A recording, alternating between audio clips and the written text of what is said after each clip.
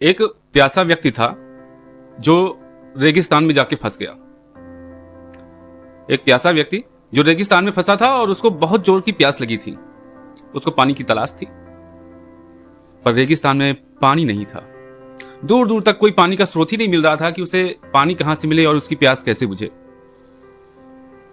तभी एक चरवाहा वहां पर आया और बोला, भाई क्या हुआ, इतने परेशान क्यों हो, तुम्हारा मुंह क्यों सूखा हुआ है, तुम्हारा गला क्यों सूखा हुआ है, तुम्हारे चेहरे का रंग उतरा हुआ है, ऐसा क्या हो गया।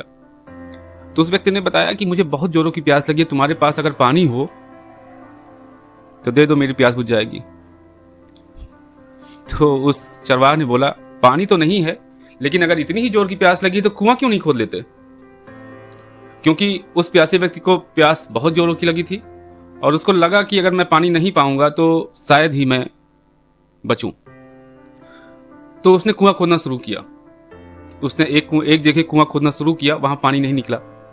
फिर दूसरी जगह कुआं खोदना शुरू किया, वहां भी पानी नहीं निकला। फिर तीसरी जगह कुआं खोदना उसने फिर से शुरू किया और वहां भी पानी नहीं निकला।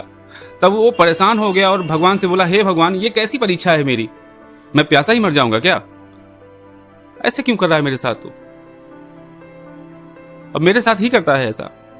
वो जो चरवाहा था वो तो मस्त मौला होके आया, मुझे बता के चला गया। उसने बताया क्यों कि वो ये नहीं बता सकता था कि वहां चले जाओ, वहां पे नलकूप है या कुआं है, वहां पानी मिल सकता है। उसने ऐसा ही क्यों बताया। मेरे दिमाग में आपने ये बात डाली क्योंकि मुझे कुआं खोदना है, और मैंने देखो उसके बताने के अनुसार 3-3 कुआं खोद दिया, फिर भी पानी नहीं निकला। अच्छा, वो भगवान से विनती कर ही रहा था कि तभी वो चरवाहा जो है कुछ देर बाद फिर घूमते घूमते आ गया। तो उस व्यक्ति ने कहा, हे चरवाहा, जरा मेरी बात तो सुनो, तुमने बोला था कि यहां कुआं खोदो और पानी निकलेगा, और देखो मैंने एक नहीं 3-3 कुआं खोदे, फिर भी पानी नहीं निकला।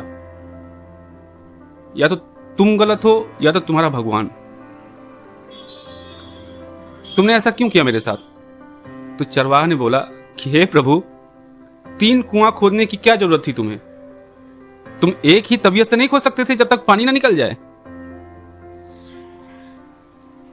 तब उस प्यासे व्यक्ति को समझ में आया कि ये बात तो सही है, मैंने टाइम वेस्ट किया सिर्फ कुआं खोदने में, और शायद यही समय मैं लगाता एक ही कुआं खोदने में तो पानी मुझे मिल गया होता।